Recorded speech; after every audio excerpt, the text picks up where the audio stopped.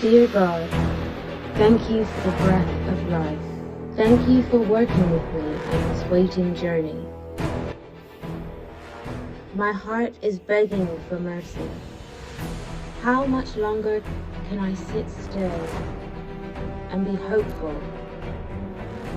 I ask you, O God, for patience when I am anxious, for wisdom when I do not understand, guidance when I am lost, courage when I am afraid, strength when I'm at my worst, and the confidence to do the right things.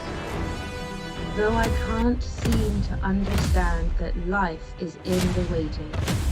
Join Yewande Zaccheaus in the waiting room on Lapis LM Radio. Hello again, everyone, and I'm so glad to welcome you to yet another episode of The Waiting Room.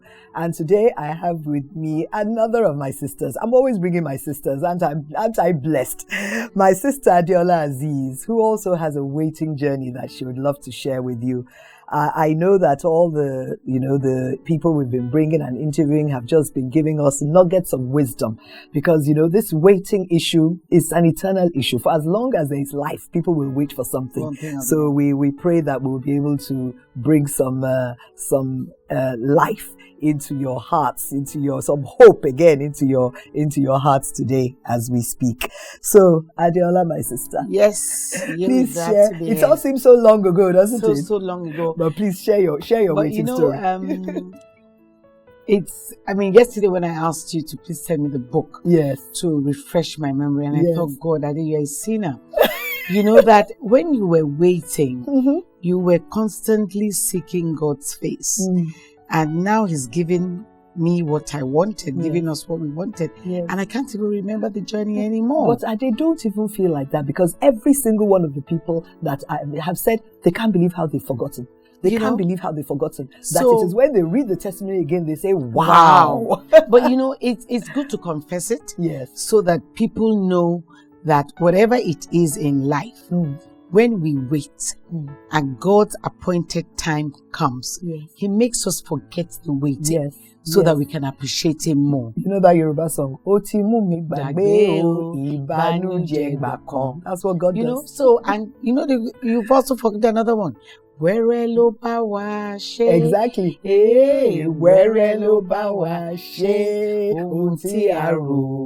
We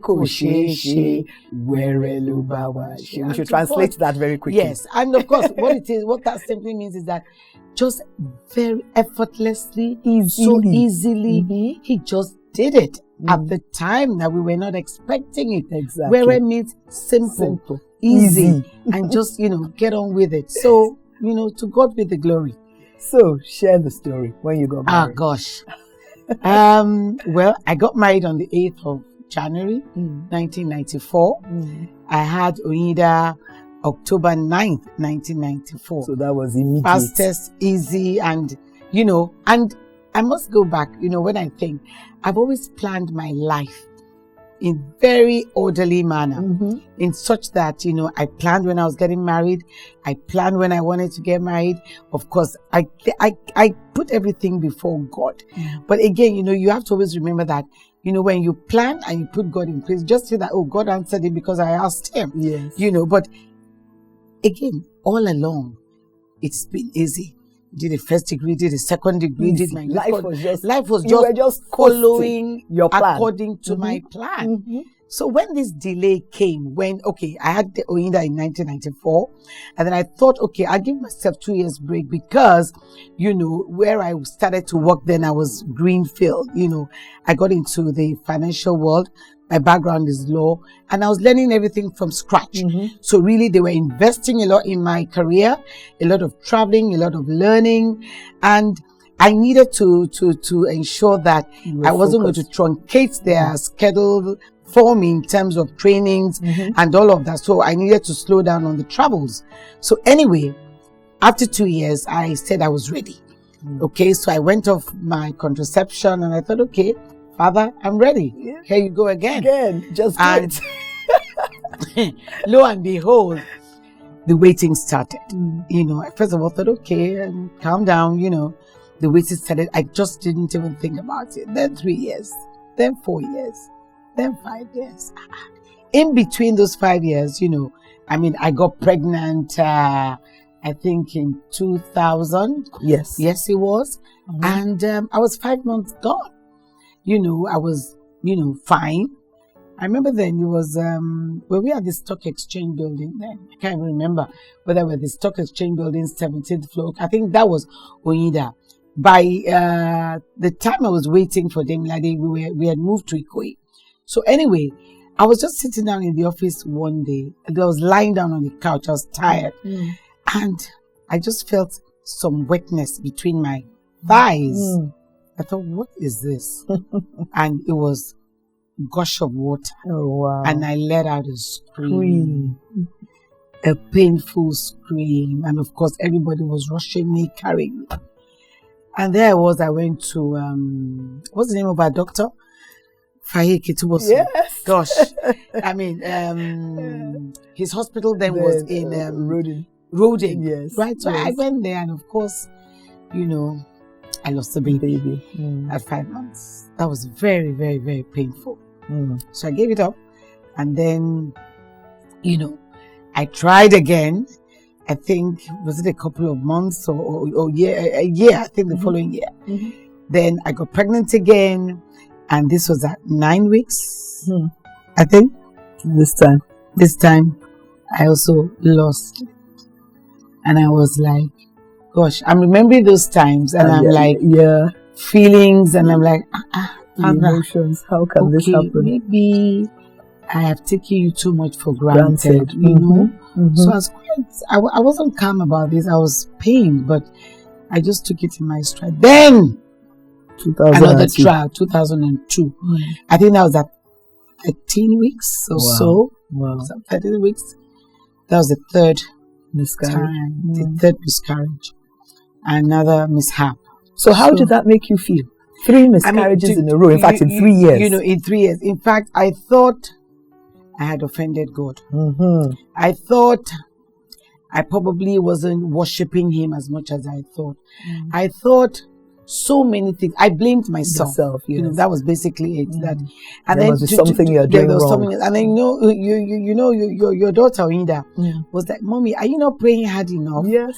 You know, all her friends. We had brothers, sisters, yes. and was like, "Mommy, I need a brother or a sister." I said, "Look, you know, join me in the prayers."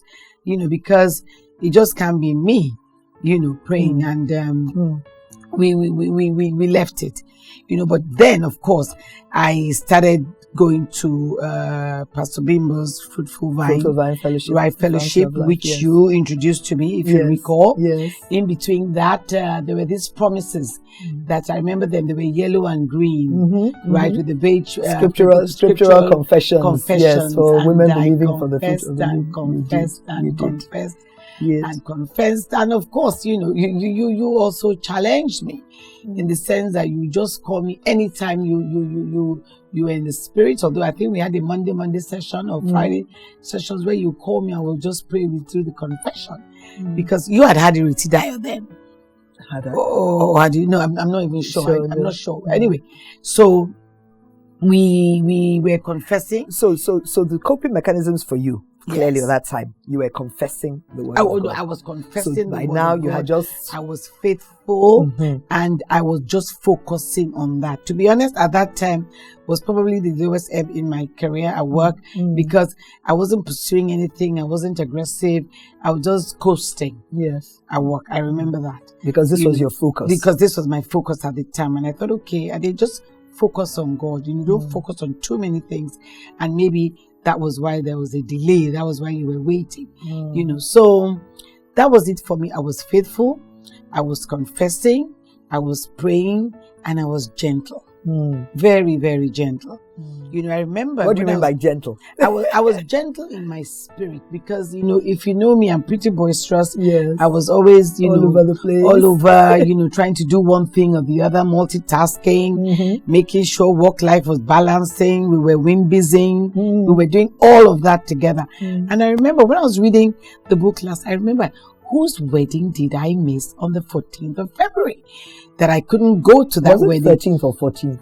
13th or 14th of February. It might have been their weddings. I know their anniversary is the 13th. No, it was a wedding that I didn't attend. Yes. Maybe it was. No, but it can't be theirs because they would have married around the same time. Yes, around the time, of course, around the same time. But anyway, so be it, So, or was it Maureen's? Maureen's wedding was 14th. I was there. I was at Maureen's wedding, I think, or was it the baby dedication?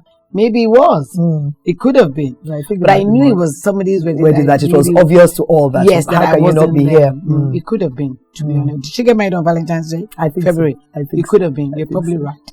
Yeah. But anyway, so that was basically it. I was just believing. I was expecting. I was, doing everything right within my capacity as a good Christian to believe and to hope.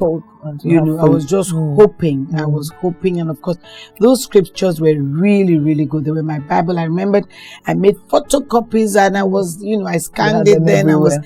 Had them everywhere. Yes. I remembered, there was somebody I blessed with it, as well as, the book. When your book came out, I gave somebody my copy. Yes. And I remember the twins. That's true. So we need to talk about the book here. So Ade's testimony is in God's Waiting Room, book 1. Yes. So if you want to have the full version of her testimony, please, you can purchase it, as we've said, at Lantana Ventures or the Fountain of Life bookshop. So Ade, now, after all this, you had prayed, you had really turned to God, you'd held on to the word of God. So how many years after this did your wonderful miracle, who is actually my godson, I must add. It was almost 9 years. 9 to years. be exact. Yes. 9 years. That was exactly the same time that I waited for my second child. 9 years. I mean, Yewande and I have an uncanny way that life has brought us together. I mean, and I'm saying it not because we're friends or sisters. That is just the bond. We're both firstborns. We do things unplanned. I'm just finding ourselves. Did you, but there we go. So 9 years wait. Like we're both wearing green today. Today, we're both wearing green today. We both have purple books. So, guys. Yes. So you something you said in your testimony is that, fear. There's a time that fear can actually bring torment. That if you allow yourself to get afraid, So how did you overcome that as well? See, the fear for me was, every month checking whether my period came or not. Yeah. So that was, of course, the fear from the miscarriages as well. And the fear from the miscarriages. So the fear of going to the toilet and, looking down and saying, God, what's there? That was there.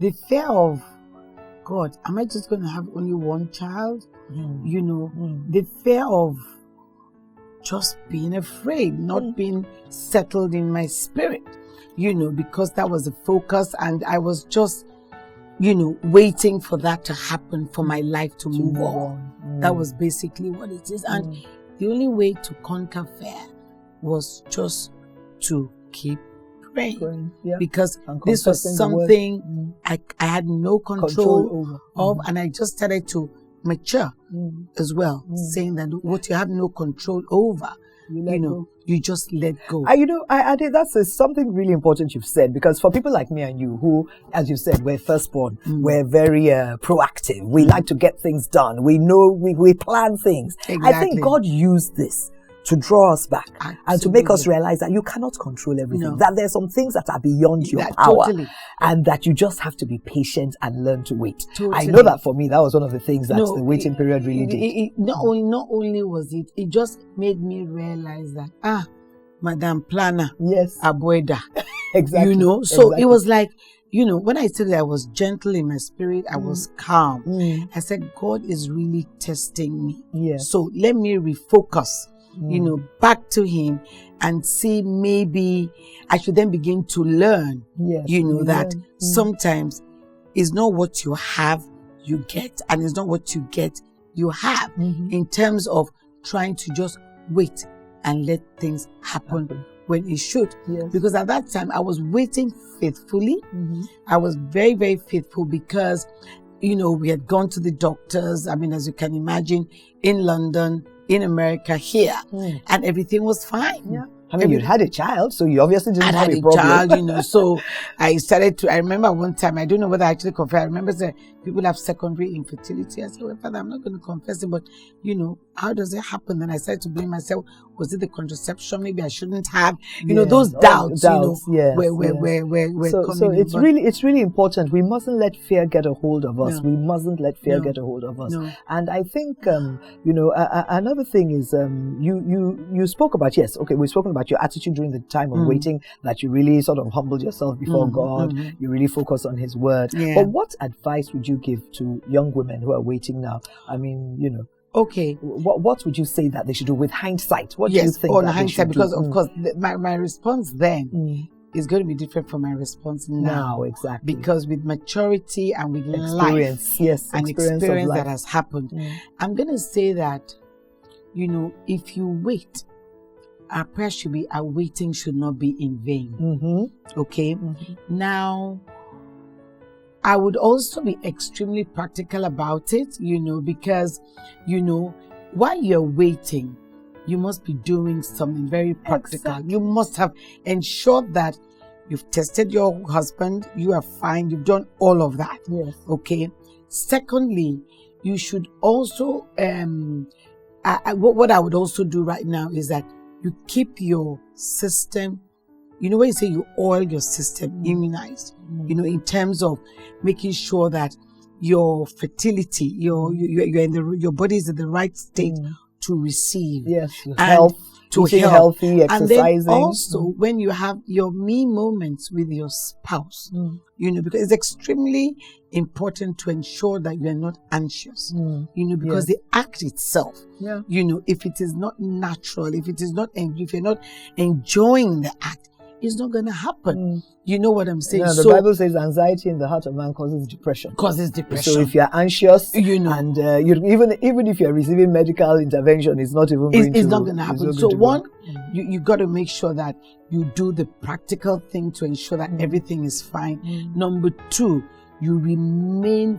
faithful, unceasing faith and depth of the Lord, that it's going to happen. You just must be, you just must be convinced within yourself. Yes. And then for me now, depending on the age, I had Demilade when I was 42 years old. Yes. And I was like, I thought, if I'd waited to 45, I'm not saying I'm waiting that. I'm not saying God had said 45. And then, of course, at that time when we were getting married and having children, adoption wasn't in the. It wasn't something people were thinking of. No. We were thinking about. Yes. It was still like a taboo. It was still like a taboo. It was still like God and all of that. Yeah. So now, I would say, adopt. I would definitely say, adopt a child. There's so many children.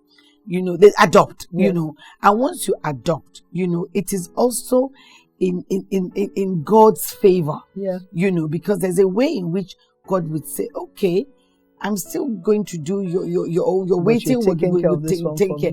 Just look after this one for me. I think that's a really important point, because many Christians still feel that adoption means that they don't believe that God is going to do it, which is not true. No, I think that is a reverse or a conviction or something that maybe their pastors or whatever has implanted in them. Because some people tell you that I don't want to take a medication. I don't want to do this because it shows, like you said, that I don't have faith. But we have all seen that is not true at all. It is not true. We've seen people who have adopted within 2-3 months of the adoption, they got triplets. Because what happens with adoption is because then you have this joy you're looking for of nurturing a child has come. So you're no longer anxious. Yes. So that the conception now comes. In fact, if you did in my books, virtually everyone who's adopted, you'll see that they have their own children after. The children came after. Of that age. So for me is 1, be practical, do what you need to do. 2, be faithful that your waiting will not be in vain. It will come. And then 3, adopt. Adopt and then just move on. Yes. And move on. It's thank God we are where we are now in that space. And I think the move on is important, because for me also, I think the move on is about making sure you live your life. Yes. Be good at work. Don't say you're going to Absolutely. take, God may speak to some people Yes. that, look, you need to take time Yes. off, either to wait or face the health matters. But if you haven't been led by God to do all that, make sure that, God is looking for a joyful mother of children. Absolutely. To give a joyful mother. So you must make sure that you're in a place of joy. You're living your life. You're doing your work. You're, being with your friends, fellowshipping with God. Don't put your life on hold. And while you again, wait. people listening to us could say, "Oh, it's easier said than done." Yes. But again, if you know you are not ready, if your state of mind is not in a receptive mood to adopt, don't do it. Of course, you must be ready. Because I've known people who did it because, they said I did and it didn't work. It didn't work, yes. It didn't work. Not only must your state of mind, your husband. Exactly. Both of you must agree. Both of you must there agree must be to do absolute that. agreements to bring a child If into one a home. disagrees, don't do it. Yes. Because it's a joint effort. It must be done properly so that God even smiles on you. Yeah. He's happy with what you have done. Exactly. And you're not doing it because of anything else. Yes. It's very important for you to have the courage of your conviction to do what you want to do. Do it selflessly, faithfully, knowing that, Father, I still believe in you, but at this point in time, let me do this, and then you get it done. Yes. And He will help you along the way. Exactly. So fantastic. I love, where everybody who comes with a different perspective. Yeah. And I like the practicality of your own perspective, because people listening are going to take different things away from the people. As I've said before, the Ade's testimony is in God's Waiting Room, Book 1, and you can get the 4 books in Lantana or Fountain of Life Church or any good bookshows. And Ade, of course, I've told you about the movie that's been inspired by the books. So we must tell you again that watch out, April 30, the Wait movie will be in cinemas near you. So please follow us on Instagram, _wait_movie. But I will challenge you. Yes. You should have tried one of us as actresses in that film. Maybe in Wait 2. Wait 2 in film. Wait 2. Because you would have been surprised. The problem is that we're too old now. We're too old. says? Nobody will believe that we're still waiting for children. I guess from that perspective. Now we're 60. From that perspective. And also, please follow us at God's Waiting Room Books, because where we share stories like this, So it's amazing. Thank you, my sister Adi, for being here. And I know that somebody out there has been encouraged. And one thing to just round up that I know you said again was your family support, the support of your husband and your mother. Your mother was a key factor. My mother was a midwife, so she was there every point of the week. Yes. In the labor room for Oyinda and for Demilade. Yes. God bless you, Mommy. I love you very much. Thank you, Grandma. Fantastic. Right. So we come to an end of another episode of The Waiting Room, and I'm sure that you have learned something that will help you in your journey of wait. See you again next week. Thank you.